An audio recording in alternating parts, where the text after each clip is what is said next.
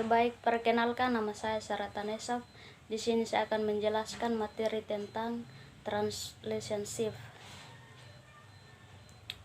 Teori pergeseran terjemahan atau translation shift merupakan sebuah teori yang diperkenalkan pertama kali oleh John Calford dalam bukunya A Linguistic Theory of Translation pada tahun 1965. Calford menjelaskan bahwa suatu perubahan terjadi atau dapat terjadi dalam proses penerjemahan sehingga terbentuk pergeseran tatanan struktur. Hal ini diakibatkan oleh usaha untuk menjauhkan perbedaan sistematik antara bahasa sumber dan bahasa sasaran.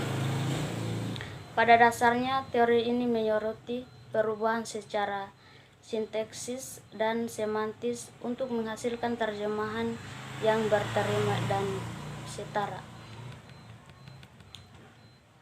Teori shift dibagi menjadi dua jenis, yaitu level shift dan kategori shift.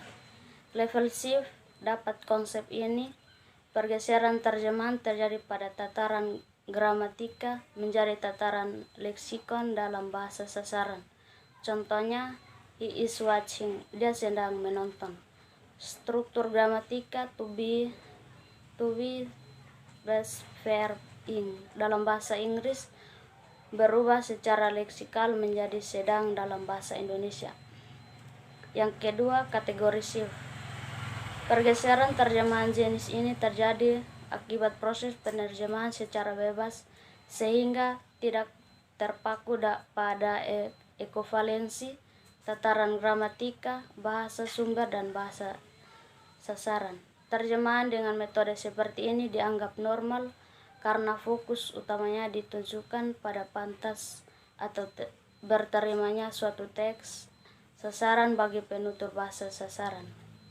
Kategori shift dibagi menjadi beberapa jenis, yaitu struktur shift, class shift, unit shift, dan intrasystem shift. Struktur shift, perubahan struktur gramatika, bahasa sumber dengan bahasa sasaran.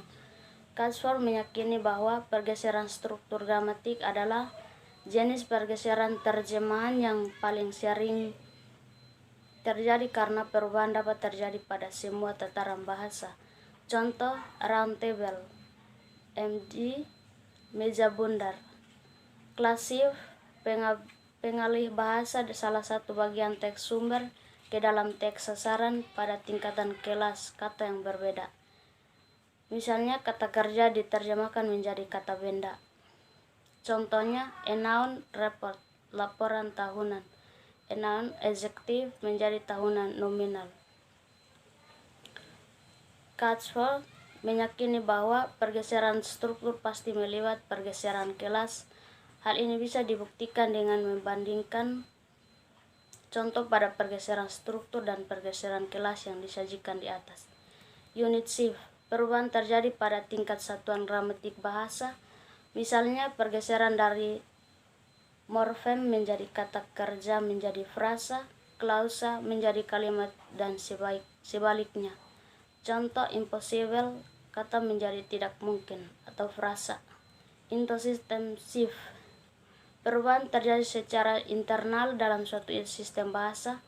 Pergeseran yang terjadi di sini berlangsung pada tataran yang tidak saling bersesuai antara su dan sa.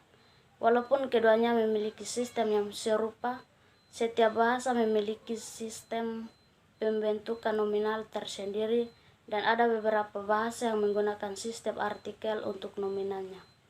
Oleh karena itu, ketika proses penerjemahan dilakukan, equivalence terjemahan pada tataran ini dapat mengalami pergeseran. Contohnya, screenshot plural menjadi gunting atau tunggal. Der Spiegel berartikel menjadi cermin tanpa artikel.